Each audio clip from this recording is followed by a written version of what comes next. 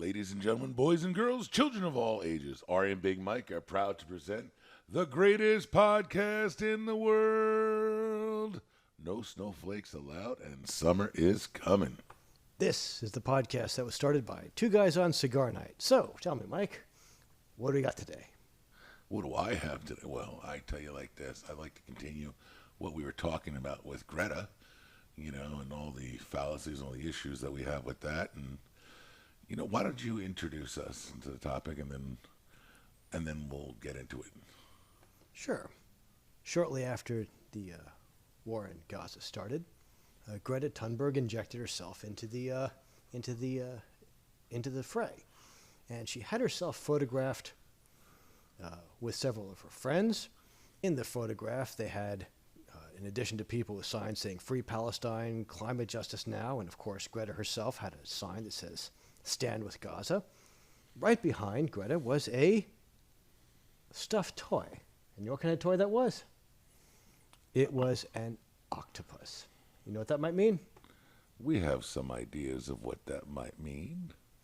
Now, when I first heard about that, I thought that's kind of nutty, because people were saying that for a very long time, the octopus was seen as an anti-Semitic trope, as they call it, a symbol of anti-Semitism, and that this was being used as a dog whistle. You know what a dog whistle is? Yep. Okay, so what's a dog whistle? A dog whistle is a whistle that is so high-pitched that a human can't hear it, but a dog can. Exactly. So when they say that something is being used as a dog whistle like this, they're saying that the symbol that she's using, this octopus, ordinary people don't understand what it means, but her followers, who really know what she's talking about, they know. So it's a dog whistle. But here's the thing about dog whistles. If you could hear a dog whistle, you know what that means you are? A dog. A dog. Roof. Okay, so initially I heard this and I was like, wow, that's kind of nutty. But not in a good way either. You got good dogs and bad dogs. But you saw the video that has been going around of Greta at that protest.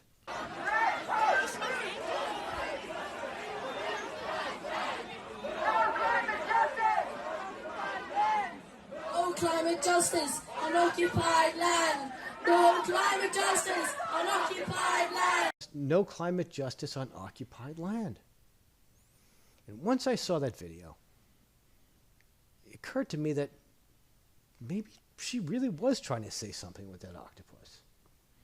Well, she's an idiot. I understand that this is a woman who supposedly has all these great beliefs and this, that, and everything else. So wait, she doesn't care about the hostages? She doesn't care about all the people that Hamas murdered? No, that doesn't bother her. And I do want to point out something, It's not just Jews, Israelis, who are against Hamas. The Arab world has supported Israel. The United States has supported Israel. Many countries in Europe have supported Israel. So let me see if I got this right. You have people from many different cultures, many different religions, who are supporting Israel. Why? Because Hamas are murderers. Palestinians, for the most part, are good people. You know what I mean? They're your average Joe. They're just like everybody else. All we really want for most of the world, and it doesn't matter what religion you are or what people you are, we all want the same basic thing. We want to provide for our family. We want to make sure they're happy and they're healthy. We want a roof over our head, clothes on our back, food in our belly. That's what we want. That's the majority of the world. We're all mostly good people. But then you have the guys who are Meshuggah, the crazies on both sides, right? Who want something more. But when good men do nothing, when evil shows up, when good people don't do anything, when evil shows up, evil wins. And what they don't understand is that Hamas is evil. And it's they need to understand that it's too complex an issue to simply say free Palestine. Because guess what? We can just keep it in the 20th century, right? They got their Palestine. It's called Jordan, right? Then you go further on. When, the United Nations says, here, we're going to give two lands, one to the Jews, one to the Arabs. The Arabs reject it. Next thing you know, 6 countries attack Israel. So now you've got a whole country that was willing at that point to do that. They rejected it. And the peace accords over and over and over again that the Palestinians were gotten, they never missed a moment to miss a moment. You know what I mean? It's like, what the hell? Okay, well, let's get back to that photo. Let's look at the evidence, okay? Just look at the relevant evidence. And as a lawyer, when I think of relevant evidence, of course, the first thing I'll think of is Federal Rules of Evidence, Rule 401, which says the test of relevance is this. Evidence is relevant if it, A, has any tendency to make a fact more or less probable than it would be without the evidence, and B, the fact is of consequence in determining the action. So, we should need to look at facts surrounding this photograph and see if those facts make it more probable that she is communicating her hostility towards Israel and the Jews with this octopus, or less probable. How about that? I look at this octopus and I'm thinking, I go, where have we seen this before? And I'll tell you, there's thousands of things that you can find on the internet about the octopus. Okay, so we have that. Now we look at it and say, what is really the octopus? What is the backdrop of that? It's straight up anti-Semitism. Well, it could be, or it could just be a stuffed animal. Right. It's not. If you think for a second that with all the political stuff that she's done, that she doesn't have a team of people who don't design everything for her, from her clothes to her backdrops to everything, you're out your mind. You know, it's like, I remember one time I was watching this news story about how they interview somebody, you know, and so they were talking about the differences in their backdrops with the message they wanted to convey. And it was amazing. It was just like, they were talking like, you know, all the stuff we never see. And it was amazing to see how many people were working behind the scenes for a simple interview when an actor's trying to promote a video or a movie or some sort. Or like, you know, a politician is saying something. Like, look and see how they're dressed, not just how they're dressed and what they're wearing, but how is it sitting on them? What color is the tie to the suit, to the jacket, to the this, whatever it is a woman wearing a dress? Is she wearing a skirt? Is she wearing pants? Like, all these things. Is she wearing a shirt, a blouse? Like, what is it that she's wearing? Like, and everything is so carefully constructed that there's no way in hell that you can tell me that octopus was just a stuffed animal. Okay, and so essentially, correct me if I'm wrong here, but you're saying that since everything was so stage managed by professionals, if it's in there accidentally on purpose. And although we can't read her mind, these people are professionals. And that was no accident. Is that about what you're saying? Yes. Okay. So that puts upward pressure on the possibility that this was there as her symbol of her dislike of the Jews or of Israel.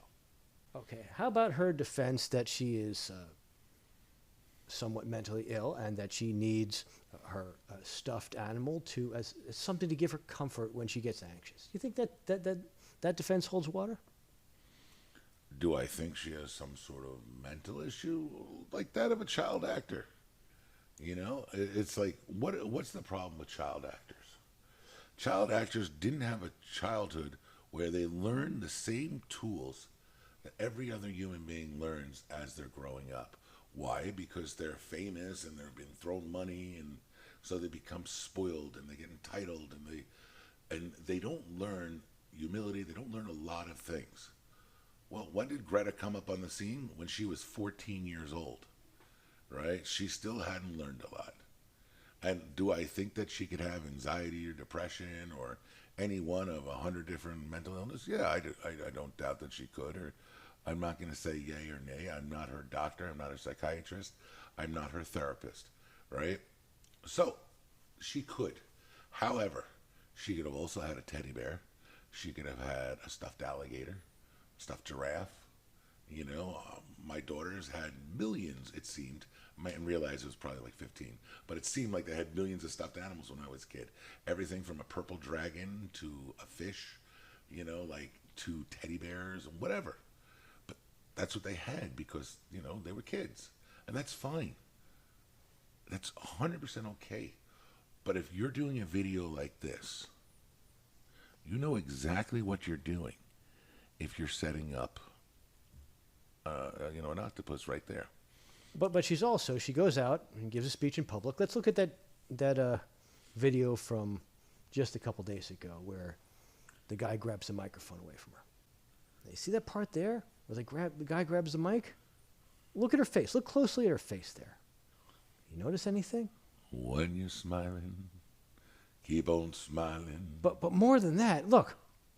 That smile goes all the way up to her eyes. She's really enjoying it. And if she has some sort of anxiety disorder and a much larger man comes and grabs something right from her hand, do you think somebody with a really terrible anxiety disorder would have that reaction, or do you think they'd react in a more negative way? Again, I believe Greta to be a liar, so I don't really know what's the truth and what's not the truth with her. I don't think that she's an honorable person. I think that she's, probably made tons of money from all the stuff that's happened. No, but 1 second. Let's look at that video one more time. See that scarf around her neck? Mm-hmm. You know what they call that? They call it a Hagenkreuz. Okay, you want to translate that for me? If you know, you know. I don't really know what was on Greta's mind. I can't read her mind, and I can't read the mind of the people who are her handlers or anything like that. And I'm not coming to any decision as to what that octopus was there for or not. But if someone's going to tell me, after all this time, and how many times it's been used, the octopus has been used in anti-Semitic propaganda, if they're going to tell me that they believe that she was dog whistling her anti-Semitism, I'm not going to call him a dog. I'll still reserve judgment. I mean, you were talking about in the last episode, Nassim Taleb. What did he call it again? Pedophrasty. What is it? Pedophrasty. Pedophrasty. Listen, I'm going to be honest with you. I firmly believe that she's... 1 second. Just to explain one more time, pedophrasty is the use of the hiding behind a child to protect your controversial views from criticism. So I think I'm going to take a step back from my previous statement where I called her a liar. I think it's more, as we're talking, more that she's a puppet. And that really she's being played by people behind her. She's got the little marionette thing going, and there's people playing with the claws and getting her to say and do what they want her to say and do. Because she hasn't... I don't know if she's... There's too many... When you listen to her talk, there's too many quotes that seem like some motivational speaker somewhere wrote it out, someone in marketing or something like that, so they can quote her better, and give her good quotes that they can put in newspapers and articles and magazines all over the world. That's what it sounds like when you listen to her. So it makes more sense that she's being handled. But either way, the people that are handling her, they just don't give a rat's ass about Jews. And the sad commentary on this world today is that, we now know how Germany succeeded in the 30s to do it, to start in the Holocaust, how people just, let it happen. And we understand that, as it got worse, people cared less and less. FDR and the British had the ability to bomb the showers in Auschwitz where millions of Jews died. Over 2 million Jews died in these buildings. They bombed the factories that were in Auschwitz, but they didn't bomb the showers. Why? Because of the anti-Semitic, actions of FDR. He stopped the British from doing that. Why? Because simple hatred. We are people that, even Shakespeare wrote about it, about anti-Semitism. If you prick me, do I not bleed? The whole thing from Merchant of Venice. Of course. Really, this is nothing new. since the dawn of Judaism, there's always been somebody who hated us, right? I get that. We're there's something about us that they hate, you know. And you know what? I don't care anymore. I honestly don't give a rat's ass, because at this point, it really scares me what I see, and I look around, and I see a whole world where, like, I have to look at my neighbors, I have to look at my friends. If things come to pass, and we get a repeat of history, and there's another Holocaust, who's gonna give me up, and who's gonna protect me? Who's gonna hide me? And who's gonna defend me? And you want to know something? That's a sad thing. It's a sad thing that, you know, that we have to have weapons to protect ourselves in the modern day. It's a sad thing that anti-Semitism is up over 400% in America alone. Hate crimes have risen so high that we feel it's unsafe to go to school in a lot of ways. I even know of some college-age kids already, whose parents have said, get your classes online this semester. We just too scared to send you to school. And when you're talking about that, when you're looking at that, and you see some little girl who's being handled, who don't know shit, talking about that, she comes off as a hypocrite. She comes off as ignorant. And literally, I want nothing to do with her or anything she ever has to say again. You know, and that's where I'm holding on that one. Well, at this point, I think the answer is that the people who take her seriously should be made to feel as comfortable as a flat earther. Oh, you believe that? You kidding me? You're a grown-up. That should be the reaction when somebody says they take a Greta Thunberg seriously. Oh my God, I can't believe it. See it. Either way, we're done for today, so I want to thank you all for listening. You know, y'all have a good morning, good afternoon, good night. Make sure to like, subscribe, share, and check out Ari's new book. Ari's book is coming out, you know, and it's going to be great. You know, and so hopefully within the next few weeks we should have the links to that. It's called Just Power. Just Power by Ari Mendelsohn. The third volume of the Kingmaker series. All right, y'all have a great day.